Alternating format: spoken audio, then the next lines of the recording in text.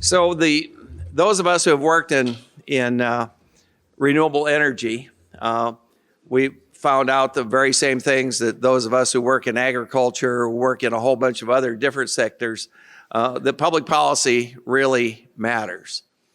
And so what we've tried to do in this conference, among other things, is to, in an organized and a thoughtful way, to identify the barriers to our state being able to take advantage of our world-class natural resources in both wind and solar, to be able to develop them, add value to them, and bring all of the benefits that they bring forward. So we identify the barriers, and then we try to systematically, through public policy, eliminate those barriers so that we can harness the power of the private sector in order to be able to partner with public power to move things forward.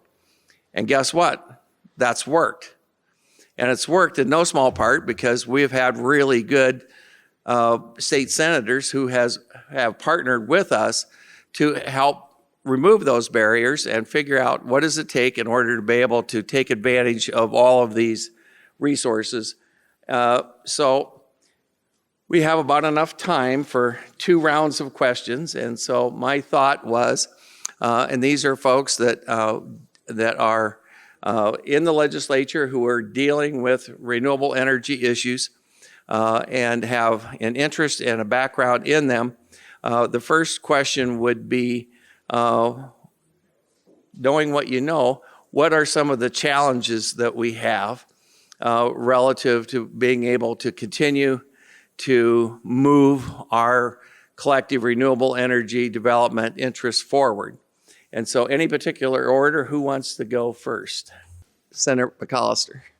It's interesting to watch this last slideshow, the last 2 presentations, talking about the different components of renewable energy. You know, when I first came to the legislature, wind renewable energy was the king. But now we're starting to see a difference, and solar is becoming much more prevalent. And how you deal with that? How do we encourage counties to bring solar and wind energy into their counties? And I think that's the challenge that developers have, is to present the case that the money to those farmers that decide to have some kind of renewable energy, and the counties that benefit from lower property taxes. So I think those are the challenges that we have in the future. Senator Tom Brandt. So I'm State Senator Tom Brandt, Fillmore, Thayer, Jefferson, Saline, and southwestern Lancaster County. It makes up District 32. Got an interesting chart today. We are the 8th largest district by land mass in the state of Nebraska. We make up 3% of the state. When you add up the top eight legislative districts by land mass, square miles, I'm 2,533 square miles. The top 8 make up 75% of the footprint of the state of Nebraska. And so I bring a little different perspective than my urban colleagues up here. I run into a lot of opposition, and I see some heads shaking out there, and it's like a political campaign. It's about a bunch of half-truths. They don't want to hear a lot. They don't want a dialogue. They want a monologue. And it's like, well, if you guys don't want to have a respectful conversation, this is how it's going to go. They're fighting the battles in planning and zoning and with county commissioners out there. It kind of gets back a little bit, and this is an urban perspective, this is a rural perspective. And the rural perspective isn't necessarily my perspective, but the perspective is we have these huge incentive programs to bring in Facebook and Google and Amazon into the state of Nebraska. They don't land in Plymouth, Nebraska. They're landing in Omaha and Lincoln. And they're saying, we want 100% renewable energy. All that renewable energy has to come out here from that 75% footprint.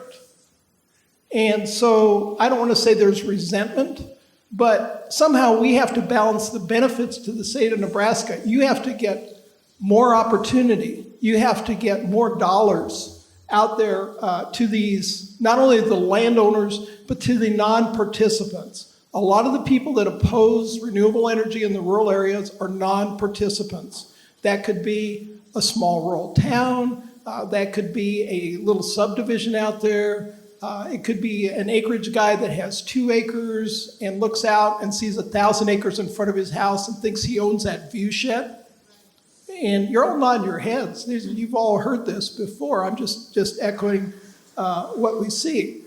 I am an active farmer, okay? I look at it as an opportunity. So if we're looking at, and I'm throwing a number out here, this isn't maybe a real number, maybe it is or is not, but for a tower lease, if you're looking at a $15,000 annual tower lease on a quarter section out there is 160 acres, of which 150 acres is farmable, you're adding $100 of value to that landowner. On that quarter section, in my country, with a pivot on it, the annual taxes on that tend to run about $10,000 depending on what school district you're in. So a lot of ag landowners look at this as an opportunity to handle those enormous property taxes that we see in the rural areas for a variety of reasons. That's a plus. It does help somewhat with our rural schools and our county infrastructure out there, somewhat. But I think there needs to be more of an effort, and I'm talking specifically about wind. We're just starting to see some solar out there. I don't think you see as much opposition in my country to the solar as you probably do to the wind. And there's a lot of mistaken notions out there. But anyway, I truly believe there is opportunity in the state of Nebraska for renewables. I want to see a very diverse energy portfolio across the entire state. Whether that's coal, hydro, nuclear, solar, wind. We're going to need all of these things in the future because things are changing. And we just saw that Sunday right around here. Senator Bostar. Thank you, John. Thank you for the invitation to participate, and thank you to all of you for being here. So as far as challenges go, I think that my friend Tom has, I think, pretty accurately identified the chief challenge facing renewable development, which is politics. Unfortunately, the issue has become one that is being utilized as a wedge issue. Most of the resistance insofar as the particular talking points that are utilized with those that are opposed to renewable energy, they're primarily manufactured for political purposes. That doesn't change the fact that opposition exists. I don't actually think it's as widespread as it might appear, because it seems to be a sort of a minority of individuals who are particularly passionate and engaged about this. And, as everyone I'm sure understands, that the voices that are the loudest, even if they aren't the most numerous, are the ones that get attention. And so we do need to actively do work to address the political divisions that face some pretty common sense advancements that actually our state benefits from and state relies on. And I know that John wants to talk about some of the opportunities ahead, so I'll wait to kind of cover some of those. But everything that we're seeing primarily related to the challenges in Nebraska facing renewable energy development can all be rooted back to politics. Whether that's in the public, whether that's in the government, it's a political problem. And I think there are opportunities to address that, but I think we'll get into that. Thank you. Senator John Cavanaugh. Hello, there we go. Thanks for having me, John, as well. So I'm the one here who serves on the Natural Resources Committee, and I think Tom may be from the 8th biggest district. I always say I'm from the smallest district. But in my interpretation of the question is, what are the hurdles to actually passing some policy reform? And from my position on the Natural Resources Committee, if everybody remembers February 16th of 2021, when we had the rolling blackouts as a result of that super storm in the winter there. We had a lot of hearings after that for hours and hours, and I'm sure some people that are here came and testified about that.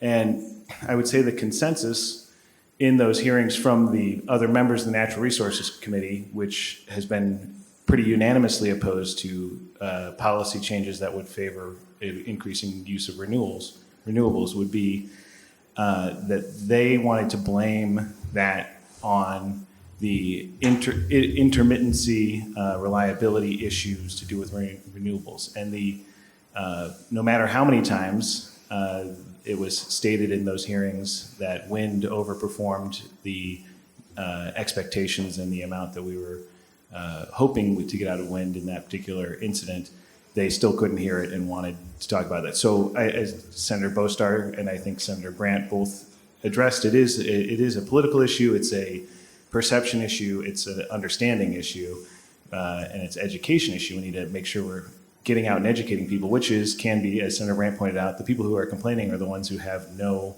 real relationship with it, people who are not making money, people who are not involved. And so including more people would be helpful, I think. Finding ways to integrate other members or educate them would be helpful.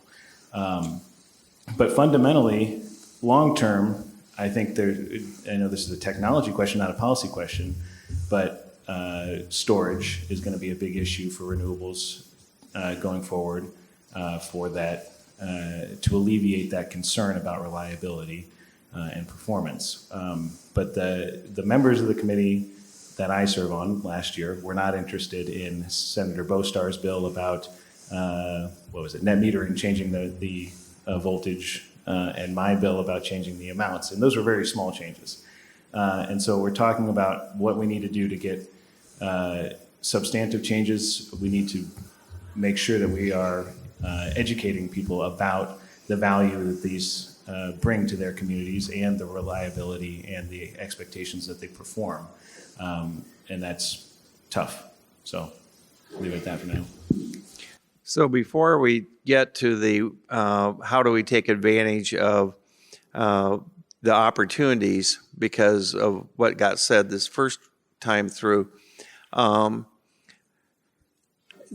as a former local public official for 14 years who was in the middle of a lot of very controversial topics and issues, and as our joke, of course, when you're doing public policy is that it's never good when the heat to light ratio is about 10-1, right? And that's whether it's a school fight or whatever kind of an issue it is. When you have 10 times more heat than light, it's never good. And yet the dynamic always is that the folks who are the loudest and the most shrill, of course, get heard. It's like, which kid do you pay attention to? The one that's screaming all the time, right? That's your ear goes to where the noise came from. And so here you have, in my opinion, a very substantial majority that still exists in society as a whole. That's what we see in the polling. And in the rural polling, where you have a substantial majority who is in favor of taking advantage of the renewable energy resources that we have and moving forward with them, and yet we're struggling to try to get them engaged and to try to sort of also weigh in with the folks who are there that are extreme and hollering and making the most noise. Any suggestions on how we try to sort of mitigate that or deal with that? Because I think the base support is still there, but we struggle on how to get that to come forward. Political problem, that certainly is. And how you make the sausage is always the question. The cost benefits.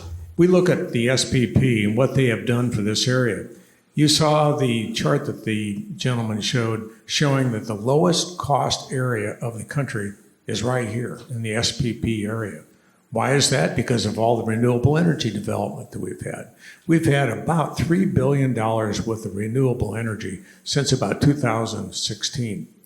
And the changes that have occurred in this area are amazing. When I first started attending this conference 6 or 7 years ago, this was the wind conference. Now it's the wind, solar, battery. I mean, the topics have changed considerably and are likely to change even more in the next 20 or 30 years. So this is an ever-changing area. And because of that, we need to make sure that both folks in the urban and rural areas benefit collectively. I love what occurred in Cherry County when even those people that don't have a wind tower, they benefit economically from what's gone on in that area. And when you distribute the benefits like that, I think you can dissipate some of the angst that folks have about renewable energy development. Tom? I've been involved with wind energy for over 10 years. We started with Volkswind in an area around just south of Plymouth. And that subsequently has kind of gone to the wayside. Another company has come in there. But the concept that they had is we got together about 20,000 acres. And we put that out there to see who would bite Volkswind bid. And the concept was if there were 100 windmills in that 20,000 acres, half the payment went to the people that had the windmills, half the payment went to the 20,000 acres. So even if I wasn't fortunate enough to land a windmill, I would get a payment every year of $10 an acre or whatever, that number was. And so what that does is that eliminates a lot of envy and jealousy out there, because you're only going to have so many sites that are viable to put these windmills. Because there's a farm south of where I live where that company went in and just dealt with about 5 or 6 landowners, and each landowner has 6 or 7 windmills. And you can imagine how that went over in that community, particularly if your house was across the road from one of these windmills and you weren't included as part of the project. Okay, enough on that. Opportunities. That same farm has generated 5 full-time jobs. It's state-of-the-art technology. We've got 5 new families basically moved into a community that's a Class D school that we desperately need these high-tech jobs. We've got people from my home community that have went to, I believe, Northeast Community College or some of the community colleges, trained in windmills, and have worked at various windmill farms around the country. This is going to happen. Look at your electric vehicles. You're starting to see electric vehicles in rural Nebraska. It isn't all 460 cubic inch engines anymore. Actually, some of these dinosaurs will get into an electric vehicle and they're kind of impressed. It throws them back in the seat. So, it takes some time to change people's attitudes. So I think there's a lot of opportunity in the state of Nebraska. This is a growth area for the entire state. Yeah, fundamentally, there aren't that many industries that are excited about the prospect of investing billions of dollars into rural Nebraska. And as rural Nebraska is facing a significant amount of challenges, it's shrinking, property taxes are high. At the end of the day, having business that wants to come into that very area and contribute economically, create jobs, create opportunities for the next generation, all of the things that right now in a lot of areas of our state we don't have. That's powerful. And that's why there are a lot of people who are absolutely supportive and absolutely behind the expansion development of renewable energy. To those who aren't, it was mentioned that you pay attention to the screaming kid. You don't scream back at the kid, though. And that's important. So, yes, there are groups of individuals who are opposed. Some of them aren't going to be convinced, and that's okay. But a lot of them will be. And we can't scream back at them. Even if I wanted to scream back at my kid, that certainly would not help anything. He can scream louder. Absolutely. So from that perspective, we have to just reasonably explain the benefits, because a lot of people don't understand them. And it's not their fault. The energy industry is complex. The way that investments in renewables in Nebraska benefit the individual in rural Nebraska aren't necessarily direct, but they are very real. And so being able to articulate exactly how this builds up our communities, especially in the areas where we need it the most, is imperative. And so with that time and effort, we can make that progress. It also helps that more and more sort of important third parties are understanding the value of what the future of our energy industry and the future of our utilities look like. Whether that's on the insurance side, whether that's on the credit rating side, our utilities and our energy industry being able to articulate a plan for the future that involves moving away from carbon-intensive generation is becoming more and more important. Which means that if your credit rating agencies and your insurance companies think that that's important, then one of the ways that you need to maintain lower rates is to also adopt that. And that matters to people too. Eliminating the business risk from carrying a portfolio that's overwhelmingly coal is good for a utility, is good for the energy industry. Because that business risk, that regulatory risk, costs something, potentially a lot. And so we need to be able to communicate to the public, maybe not exactly how regulatory risk is calculated or how credit rating agencies do their job, but in broad strokes, how actually this transition is about keeping rates low. It is about making sure we're competitive. It is about making sure that more money is going to the pockets of the people of Nebraska. And we can do that. It just takes work, a lot of it. But I'm encouraged by all the people that are in this room because it's one place to start. Anyway, we'll let John take it from there. Well, thanks, Elliot. I don't know how much more I could have to add to what everybody said there. I mean, my whole takeaway is, how do you break through on people who are so fundamentally opposed? I think it's just, like Elliot said, it's a lot of work, but it's essentially just increasing people's exposure to things. And when they find out that it's not the boogeyman, the end of the world, something terrible that they have always been told and thought it is, they become less of that screaming child. You know, they become more okay with it, and then eventually sometimes people find out that it's a good thing for them and they recognize that and they change their mind. And so it's really just about that, continuing to push forward in the places where you can, so that you can get the opportunity to expose more people to it and build out and show people all of the good that Elliot just talked about. And I think that's probably the best way to get over that hump of all the people who are fighting against it at this point. So we have heard a lot at this conference. Bill Parsons at noon really went into and drilled down in the Inflation Reduction Act, and also the infrastructure bill, the bipartisan infrastructure bill.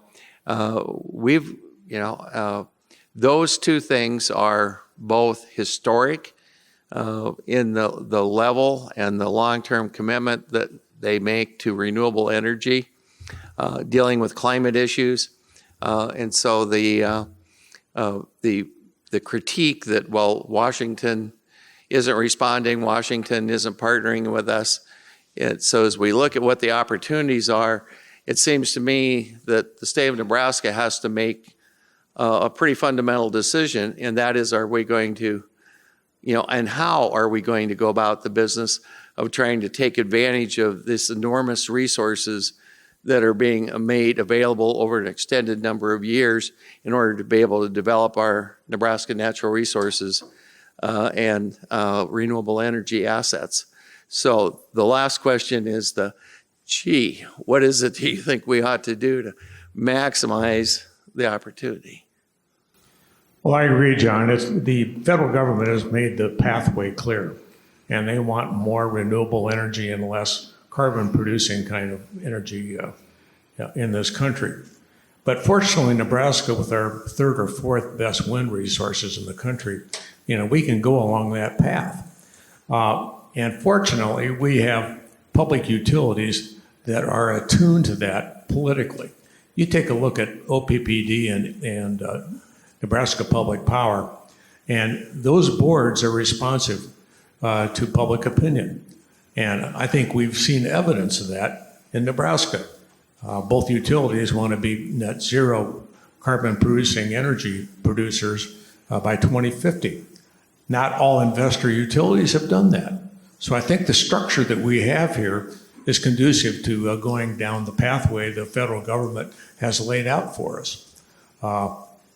It's going to change a lot, but I think we're in a great position to take advantage of the changes that will occur. So before I pass the mic on, do you want to take advantage of this opportunity to also include LAS and how they're doing such a wonderful job too before you get into bigger trouble? Yes, I'm here for you. I would have heard about that. Yeah, I know you would have heard about it. I'm here for you. I'm not sure what the comment about LAS was, but LAS is doing a great job of that's great. renewable energy. I had an opportunity to speak here, I think my first year before pre-COVID. And at that time I said, I'm 100% public power. I'm not backing away from that statement. I'm still 100% public power. There's an effort of some in the legislature to change that. I see no reason at all to change that. I'm an American farmer. I'm a Nebraska farmer. I probably use more electricity than most of this room just on my 6 irrigation wells. I mean, we're talking 275 horsepower. With this dry summer we had, they did not shut down. And when I get the bill this week, it's going to be heartbreaking when I open that. It's going to be tens of thousands of dollars. I don't care where that kilowatt came from. I don't care if that came from solar, wind, coal. I care that that's there when I have an opportunity to run. When you talk about renewables in rural Nebraska, first thing comes to mind is ethanol. Second thing comes to mind is biodiesel. Unless you're in an area where you have solar, and there isn't a lot of solar out there yet, I anticipate that. Solar has a lot less resistance, and wind. So I think there is a commonality in producing energy in Nebraska, because most farmers are on board with this, because that ethanol has jacked our price up, I would say at least a quarter across the state. On the soybean side, Nebraska desperately needs to add a refinery here in the state of Nebraska. Most people don't understand every other row of soybeans in this state goes to China. And if we don't have a market for that, you're not going to see a lot of soybeans in this state. And I know I'm getting off subject here, so I'm going to hand the mic to Senator Bostar. I would never say that, Senator Brandt. I might think it, but I would never say that. So I think it's important to frame some of this the right way. I feel fairly confident about where we are all going to end up with regard to our energy industry, our resource production. It's going to be low to zero carbon on net, because that's sort of unavoidable at this point. in the future, that's what is going to happen. That's where everybody's going. There's a couple questions, though, that don't have answers. One is, how long is it going to take to get there? And who is going to benefit along the way? Those are the variables. Where we're going, where we're going to end up, that's done. That's decided. What exactly it looks like, there are options. What sort of storage is developed, how technology moves forward over the decades as we get there, that will change things. But where we end up isn't changing. That's done. And so it matters what we do as far as how quickly we arrive at the end goal. And it matters for everyone in this room, matters for Nebraska, is who benefits. The energy, the renewable energy is going to be generated in this country. It's going to be generated around the world. Nebraska has an opportunity to benefit from that, to benefit from the federal appropriations, as John mentioned, and bring some of those resources into the state. And so we need to seize our opportunities. Because if we don't, someone else will. Again, that's decided. No one is going to stop the development, the move toward a more renewable energy, storage, low carbon future. No one can. But I think it's imperative that the way that we are communicating about this subject to people is, that's the future we're getting. I think it's a good one. And I want Nebraskans to benefit from that. But we could choose not to. And that's the choice. That's the question. It's not stopping renewables or creating renewables. It's whether or not we benefit. Whether or not Nebraska benefits. And so the more people that I am able to speak to about that choice, the more progress that at least I've been able to anecdotally experience. And so I hope we're able to frame a lot of this going forward as far as what do we do? How do we make this, how do we improve things? How do we improve our current situation? I think we need to center it around that this is about taking advantage of an opportunity. One that will absolutely pass us by if we do not seize it. Anyway, John will be more upbeat. I like your vote of confidence. I thought that was pretty upbeat. The future is set, and it's a good one, and it's where we're going to have renewables and low carbon. I mean, to the point of the question right off the bat is we should do everything we can to capture as much of the federal money coming into the state as possible. There's jobs, there's industries that will be created, that can be created if we capture that money. There's lives that can be improved by taking that money and investing it in Nebraska. And so that should always be our approach, not just to this particular money, but to all the money that is being offered by the federal government. Because when we turn it down, it goes to another state, and that state will benefit, and their citizens' lives will be made better at the expense of our citizens. And so that's not particularly upbeat, but that's exactly what we should be doing, and we should find every way to do that, irrespective of what your politics are or what party you are. In that vein, what comes to mind is we did pass a bill last year that was an attempt to capture some of that federal money around Monolith and the hydrogen hub that was I believe, in the infrastructure bill. I don't know exactly what status that's at. I did see an article about hydrogen hubs in all the states that were collaborating on that and these huge projects going forward. But that's the type of idea is, there's this federal money that can be invested in a nascent industry in a place, and that can potentially create a generation of careers and research and new jobs and high-paying jobs. My district in particular is very good at that type of thing because I have UNMC in my district, and that's exactly what the model we should be taking anytime there's offered money to help develop these sorts of projects or industries. And I agree with Senator Bostar that the future is bright and that we have a great opportunity, and it is a question.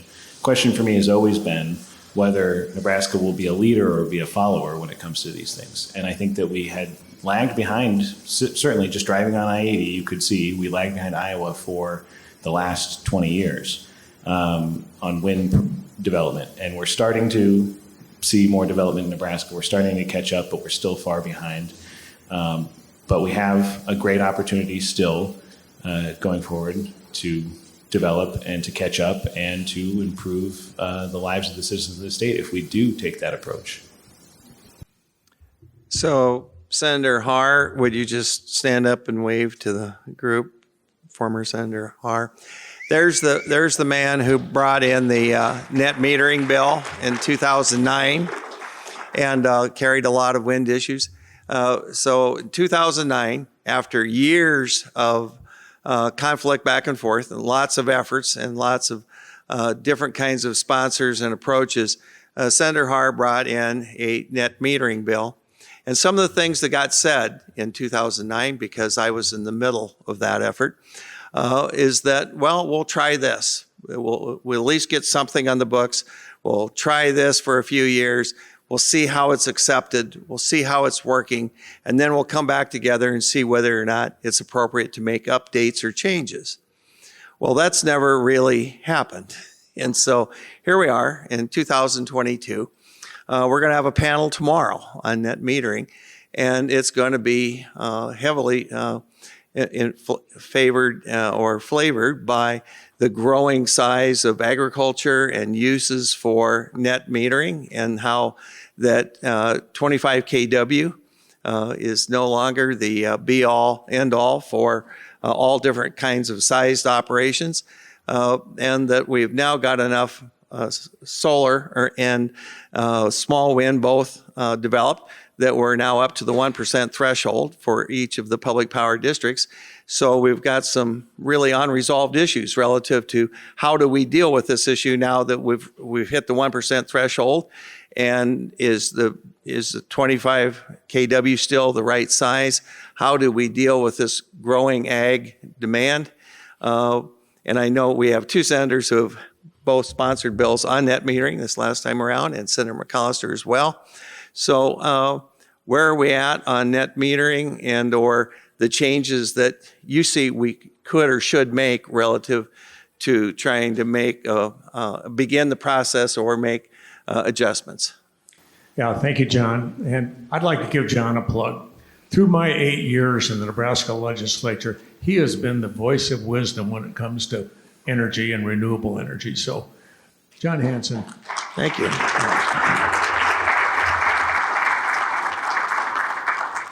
I did have a net metering bill, and it went no place. Of course, when it goes through the Natural Resources Committee, you know that you've got trouble.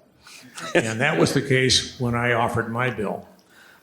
Community solar, you see that occurring already because the limits are much higher.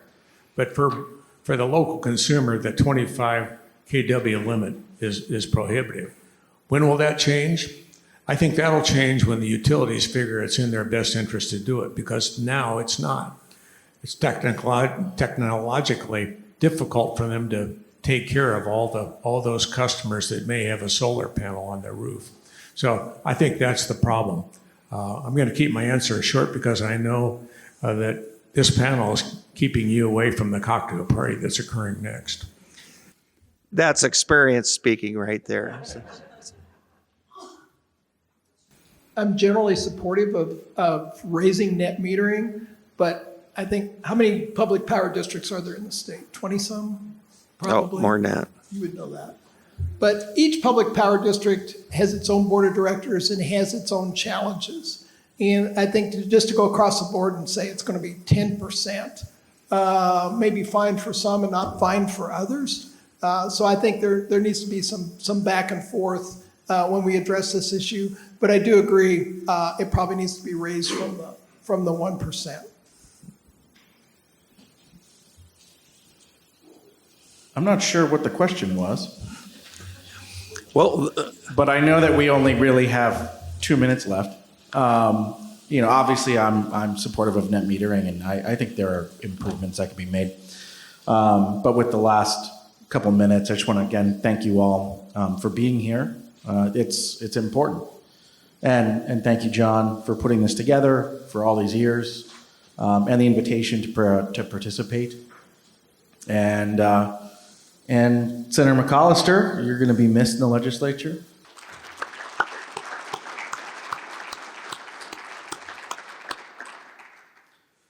And we're going to keep at it.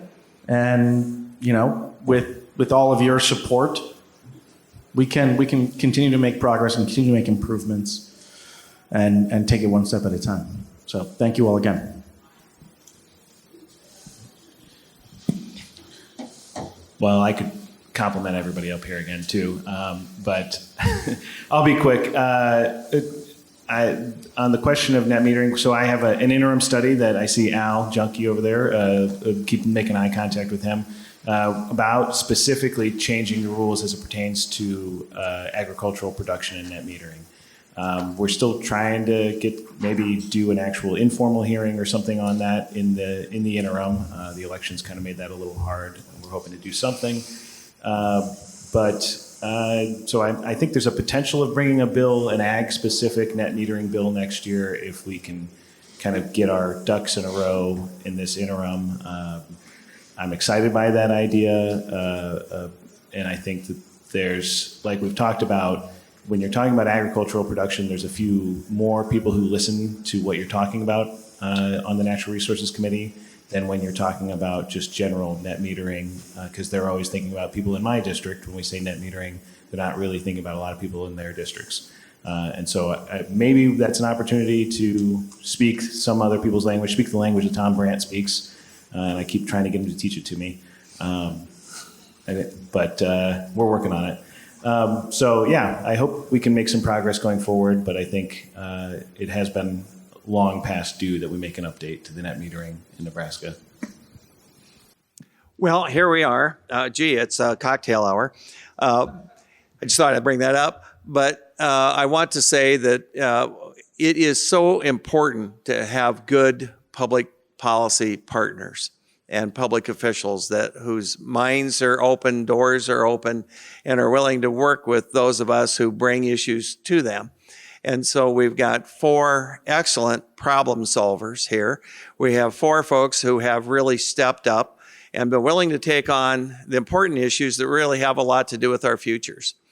And so all of them deserve our appreciation, but one in particular sticks out.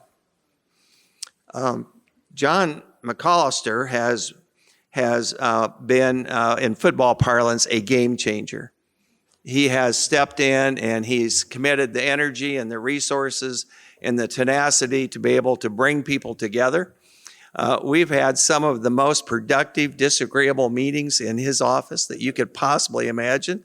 And they all moved the ball forward at the end of the day. Because at the end of the day, he was going to bring people together in order to do what needed to be done for the people's business. So, Senator McCollister.